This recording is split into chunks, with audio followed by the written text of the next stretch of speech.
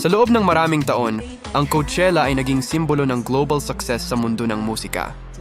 Isang entablado kung saan nagtatagpo ang pinakamalalaking pangalan sa industriya at kung saan ang bawat performance ay maaring magbago ng career ng isang artist.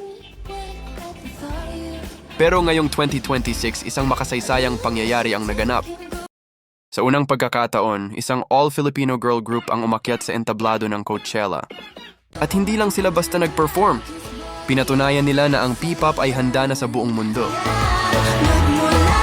At ang grupong ito ay ang BINI. Ang Coachella ay isa sa pinakamalaking music festival sa buong mundo. Hindi ito simpleng concert, isa itong global platform. Dito nagpe-perform ang mga artist na may malalakas na pangalan, malalaking fanbase at global recognition.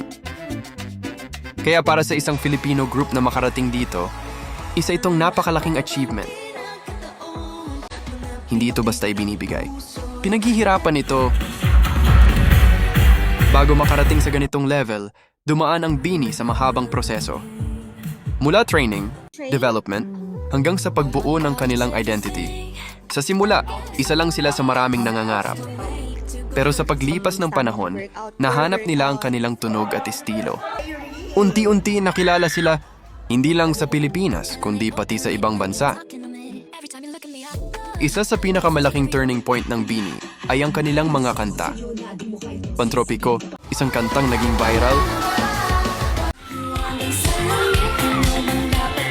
Karera, may lalim at mensahe.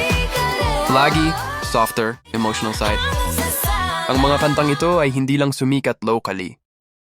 Kumalat din ito internationally, lalo na sa social media. At dito nagsimula ang kanilang global reach.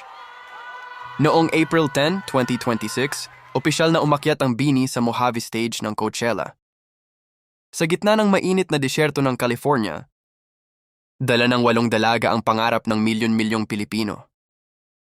Ito ang sandaling matagal nang hinihintay ng fans. At dahil naging matagumpay ang kanilang unang salang, marami na ang nag-aabang sa kanilang muling pagbabalik sa entablado para sa Week 2 ng festival. Hindi lang ito performance. Isa itong makasaysayang milestone. Sa kanilang pag-akyat sa stage, dala nila ang bandera ng Pilipinas. Sa unang tunog pa lang, ramdam na agad ang energy. Pinatunayan nila ang kanilang versatility nang simulan nila ang set gamit ang kanilang international tracks bago tumuloy sa mga pamilyar na hits. Isa-isa nilang itinanghal ang kanilang mga kanta. Pantropiko, na binigyan ng bagong flavor gamit ang isang live band. Salamin, na kinabiliban dahil sa kanilang sabay-sabay na choreography. Karera, na nagdala ng emotional impact sa crowd. Lagi, na nagpakita ng kanilang husay sa vocal harmonization. Sa bawat kanta, pinakita nila ang kanilang talento at professionalism.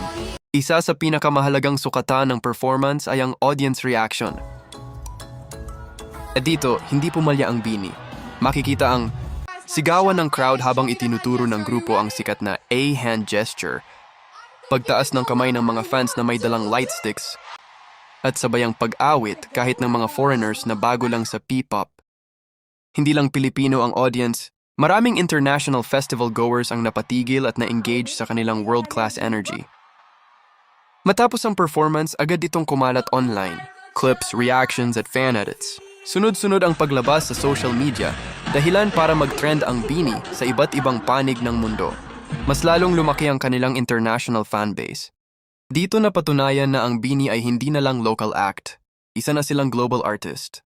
Ang performance na ito ay hindi lang tagumpay para sa BINI. Ito ay tagumpay para sa buong Pilipinas. Isang patunay na ang talento ng Pilipino ay kayang makipagsabayan sa pinakamalalaking stage sa buong mundo. Pagkatapos ng kanilang viral na performance sa Week 1, mas lalong naging excited ang lahat para sa Week 2 ng Coachella. Inaasahang mas marami pang mata ang titingin sa kanila sa susunod na weekend. Pagkatapos nito, mas lalong lalaki ang oportunidad para sa BINI. Mas maraming international exposure, mas maraming collaborations, at mas malawak na audience sa labas ng bansa.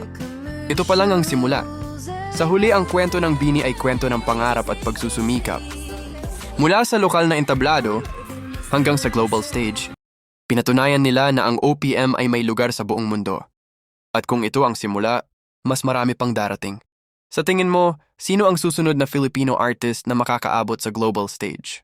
Comment mo lang sa baba at huwag mo na rin kalimutan mag-like at mag-subscribe kung nagustuhan mo itong video.